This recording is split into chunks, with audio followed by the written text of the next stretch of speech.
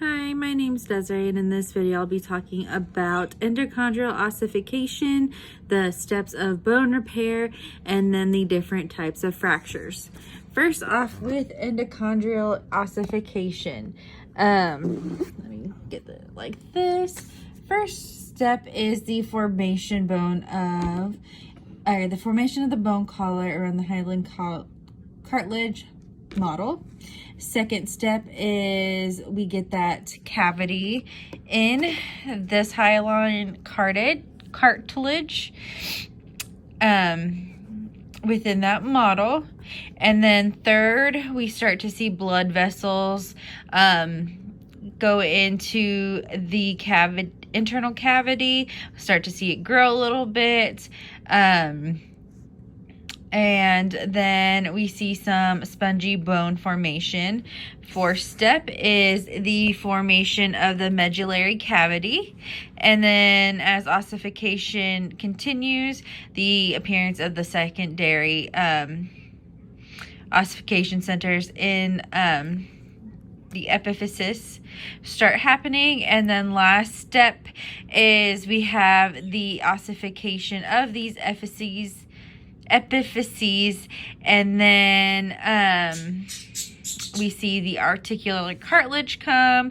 We get a longer bone, have more blood vessels through that medullary cavity, and then when it's completed, we only see that hyaline cartilage in the epiphyseal plates. And then on to bone repair. So first step, we get a break. We'll have those blood vessels form a hematoma. So here's my hematoma, blood coming out a little bit. There would be the periosteum bulging. And then here is the compact bone. There you see the medullary cavities with our veins and yellow bone marrow. The second step is that the spongy bone forms to making this fibrocartilage, forming a soft callus for the bone to grow off. And then we start to see the formation of new blood vessels within that fibrocartilage.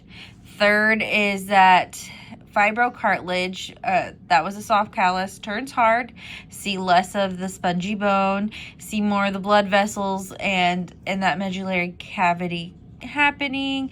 And last step is that the osteoclasts remove the excess bony tissues, and then they return the bone structure much like the original. You can see there's still little bumps to show that yes, at one point this was broken, but now it is formed. So there are the 4 steps. And then for the different types of fractures, I know in the video it says 5, but in the book it shows 6. First 3 would be green stick, where it's not completely all the way through.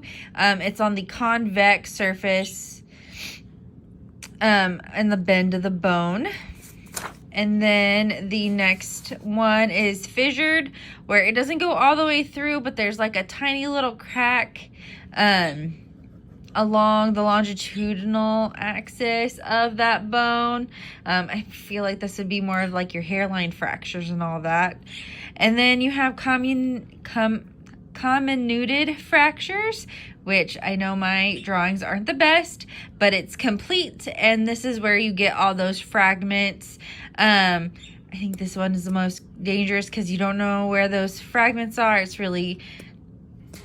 best to try to get this situated as quickly as possible. We then have a transverse fracture where it's complete, and it's at a right angle. Then we could have an oblique, which is kind of at an angle, not right. It's still like to the axis of the bone. It's not on like the convex surface on it. And then we have spiral fractures, which are caused by excessive twisting of the bone. This one you see when you see it, you kind of question more of, is there abuse going on? And just because there's a lot, this is like if you were to pull a child or grab a child and hold them up by its arm, you can see those forming. Thank you.